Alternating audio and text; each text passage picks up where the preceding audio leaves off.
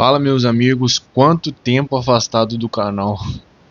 Eu não sabia que a falta do Botafogo não me faria falta de fazer vídeo. Estamos aí mais ou menos umas 2 semanas aí sem aparecer, mas aconteceram novidades. Vamos debater aqui um pouquinho sobre o que está acontecendo nesse final de pré-intertemporada que a gente está tendo por conta dos maus resultados no começo do ano. E eu faço assim um questionamento para você, torcedor. Se eu falasse para você, olha, no final de 2023, olha, nós seremos campeões da Libertadores e do Campeonato Brasileiro 2024, vamos expulsar todos os fantasmas que assombravam a gente e depois a gente vai desanimar de novo. Você acreditaria? Ninguém acreditaria. Porque, como assim? Não existe isso. Vai ter a magia, vai ter momento, vai ter aquela lavada de alma. Teve, claro que teve. Só que o problema foi o planejamento posterior. E a gente espera que o clube tenha entendido o que aconteceu. Por mais que o John Texel, ou o Tyron Rudd ou qualquer dirigente tente amenizar esses 3 primeiros meses, não tem como a gente colocar como não dá pra jogar por baixo do tapete. Não tem. A gente que é torcedor, a gente não gosta de perder títulos, nós não gostamos de virar chacota no campeonato estadual. Uma coisa, na minha visão, é você ter aquela competição não como a principal, mas algo que pode alavancar, algo que pode fazer com que os ânimos sejam maiores. Mas você descartar, ainda mais torneios, como eu venho falando, que o time, o clube nunca conquistou, eu acho meio complicado, né? A gente teve sim um ano mágico nos 24, mas já mudou o ano, já é o terceiro mês, daqui a pouco vamos pro quarto. E assim, começou também. Foram sorteados os grupos da Libertadores. Nós vamos falar um pouco aqui sobre cada um, o momento de cada um, histórico com o Botafogo. E a questão do Lucas Perry também, que ele vem se destacando muito na Ligue 1, na Liga Francesa. Tem sido o goleiro titular absoluto do Lyon, faz boas defesas, faz milagres de vez em quando, dá lançamento, coisa que a gente viu acontecer muito no final de 2022 para o primeiro semestre de 2023, né? Ele tem essas valias, ele é um goleiro muito moderno, né? Tem a questão da explosão física dele. Então, assim, ele está sendo monitorado pelo mercado inglês, o Newcastle está monitorando ele, e o Botafogo tem 50% de uma mais-valia em caso de venda. O que isso quer dizer? Ele foi vendido para o Lyon por aproximadamente 12,3 milhões de reais. Se algum time comprar ele por um valor que seja mais alto que esse, por exemplo, vamos supor que um clube venda por 30 milhões de euros, vamos supor. Tem uma diferença aí de aproximadamente 17 milhões de reais. E a metade de 17, no caso, é 8,5. O Botafogo teria direito a 8,5 milhões de euros por conta dos 50% da mais-valia. Ou seja, a diferença entre a compra do Lyon e a compra de um interessado, né, de um novo clube, a metade seria destinada ao Botafogo. Então a gente tem muito interesse, principalmente econômico, né, mas também esportivo, porque foi um cara que passou por aqui. Então, se ele figurar nas maiores ligas do mundo, também seria interessante, né, para ter isso de referência. E também, por que não, a convocação dele recente pela seleção, há uma semana atrás, dá uma valorizada no atleta. Então, assim, ele se mantém no radar dos principais clubes da Europa, e vamos avaliar, vamos ver nessa janela de transferência. A mais forte deles é no meio do ano. Então acredito que se vier uma oferta de peso, seria no meio do ano. Não sei se o Lyon liberaria no momento. Está precisando fazer dinheiro por conta das restrições, por conta das dívidas, da lei esportivo-financeira do país, né, o regulamento que a própria liga impõe aos times franceses. Então eu acho que ele não dificultaria essa saída, só que também teria que ser uma verba, uma oferta um pouco maior, o que é benéfico para a gente em todo caso. Mas, trazendo um pouco da questão da Libertadores, nós tivemos aí o Botafogo como cabeça de chave, o Estudiantes de La Plata, 4 vezes campeão da Libertadores no pote 2, Universidade do Chile, nunca foi campeão, mas sempre tradicional na competição, no pote 3, e o Carabobo, que é como se fosse um caçulinha da Libertadores no pote 4. Vamos lá, vamos pegar o Estudiantes primeiro. O Estudiantes é um time muito parecido com o nosso, em termos de filosofia esportiva. Por quê?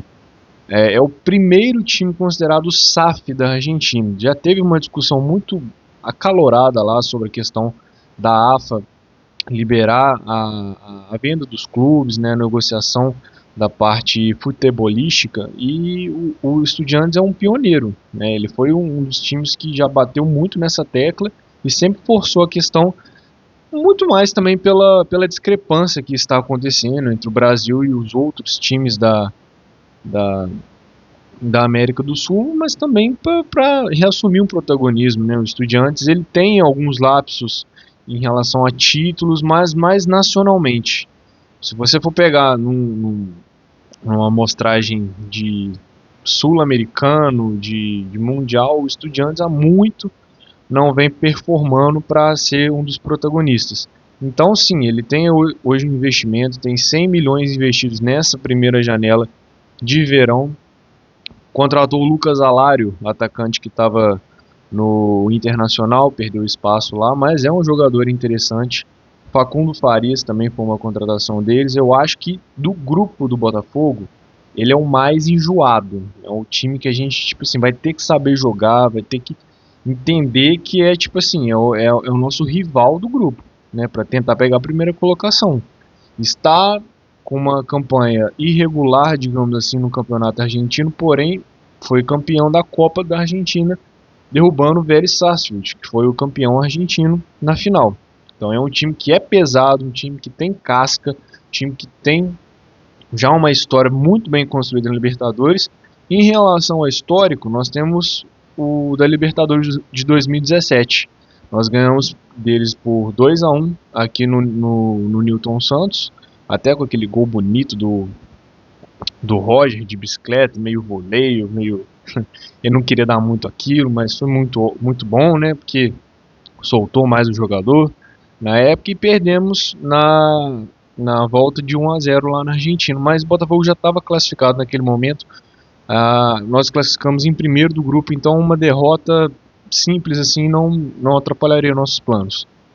Em relação à Universidade do Chile, também é um time que é assim para se preocupar, mas não da mesma importância, né? Nós não temos aquela questão de nossa, é um concorrente direto. Não, hoje a Universidade do Chile tem também uma campanha irregular no campeonato chileno. Ok, que tanto qualquer campeonato que eu for citar aqui está bem no começo, tem 8, 9 jogos disputados, mas tem um começo irregular.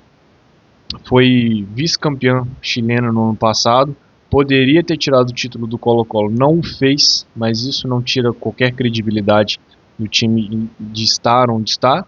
E é aquilo, ele também tem já páginas na Libertadores, já foi um time mais forte. Por exemplo, acredito que o principal destaque lá seja o Vargas, que estava jogando no Atlético Mineiro, que é bom jogador, mas também já teve a sua passagem mais gloriosa em outros anos. Então, eu acredito que eles ficam muito mais para o segundo e terceiro lugar ali do que do primeiro e segundo. Então, pode ser aquela surpresa. Eu acredito que o Botafogo tem que fazer o resultado aqui no Rio de Janeiro e tentar pelo menos um empate.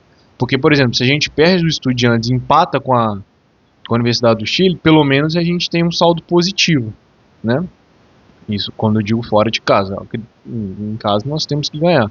Mas que seja difícil, né? É obrigatório. Nós, como assim, o time que mais investiu, o time que tem mais peso em relação a investimento e nomes assim de qualidade, a gente tem que brigar pelo primeiro lugar.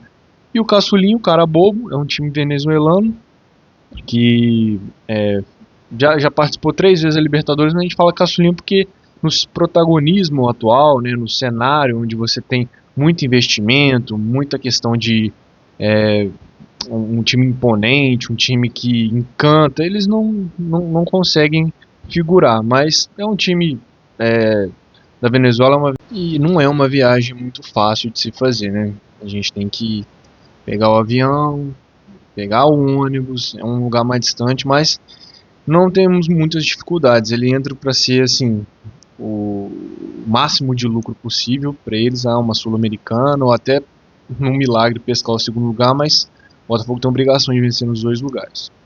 Vitória mínima, não precisa dar show, a gente não quer isso, a gente quer que o time recupere a confiança, que ele venha realmente para brigar. E olha, zero pressão, tá, né, nessa questão, tipo assim, nós temos times hoje muito qualificados na, na Copa Libertadores.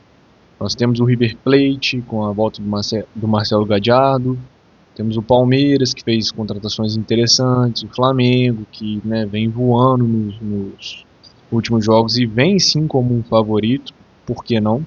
O São Paulo também tem peças interessantes, tem um ataque, um quarteto interessante, então assim, estou citando alguns aqui, mas a gente pode falar do Inter também, que está voando. O Roger Machado conseguiu encaixar o time, já tinha conseguido no final do ano passado. Aquela vitória que o Botafogo teve 1-0 foi muito um perrengue, o time estava cansado, a gente conseguiu um gol pelo talento individual do Savarino e do Almada, mas assim, eles estavam pensando em título ainda, mesmo com uma remota chance. E a sorte que o Internacional caiu no grupo do Bahia, né? Então, assim, eu acredito que não classifica os dois. Acho que um deles vai abandonar a competição e ir para uma Sul-Americana, enfim. Não acredito que ninguém fique quarto, não. Mas é isso. A gente não tem pressão para entrar, mas a gente quer também um comprometimento, né? Um pensamento da diretoria que, poxa, não precisava ter acontecido da forma que aconteceu. Né? E me preocupa muito uma coisa também que eu gostaria de comentar. O Botafogo ainda tem lacunas no seu elenco, principalmente na ponta direita. O Jefinho está machucado de novo. Novamente ele foi cortado amistoso que aconteceu contra o Cruzeiro. Novamente. O Botafogo talvez esteja sem ritmo de jogo, porque talvez ele entre no Campeonato Brasileiro sem ritmo de jogo e na semana seguinte já tem Libertadores. Nós estreamos fora de casa contra a Universidade do Chile. Os 3 primeiros jogos dois são fora de casa e os 3 últimos 2 são dentro de casa, os últimos 2. Então a gente não pode dar mole, e nós temos que ter consciência de que as coisas estão sérias e que, dependendo de como se seguirem os resultados, por conta do início ruim, pode ser que haja uma pressão. Infelizmente, a gente não tem a pressão de entrar como franco favorito, como aquele time que tem que ganhar. Só que por conta dos resultados iniciais desta temporada, o time já entra sob pressão. Né? O Renato Paiva também, que não veio como uma opção que o torcedor queria, o torcedor nem colocava ele como uma possibilidade. Agora ele tem que mostrar trabalho. E eu quero que ele mostre. Nenhum torcedor é louco de não querer. Mas existe também a questão da expectativa. O clube, querendo ou não, mesmo com um elenco, entre aspas, pior do que o ano passado, ele investiu 500 milhões. Então, assim, não é algo insignificante, não é algo minúsculo. Então, assim, vamos ter a consciência. Vamos ver o amistoso contra o Novo Horizontino, que vai ter agora no sábado. Era o Coritiba, mas eu acredito que pelas questões lá com o Rafinha que eles estão passando, né, exposição, também o amistoso contra o Santos, que também foi 4-1, deve ter pegado bem, eles não queiram fazer outro. Mas que o Novo Horizontino aceite e que o Botafogo faça um bom jogo. Esse jogo, ao contrário do Cruzeiro, vai ser transmitido, provavelmente por TV fechada, mas quem tiver oportunidade para a gente ver realmente como que está o clube, como que está o elenco, como que está o ritmo de jogo, como que está sendo o jogo jogado em si, vai ser bom para a gente apurar isso, beleza? Galera, Papo de Alvinegro fica por aqui, até mais, valeu!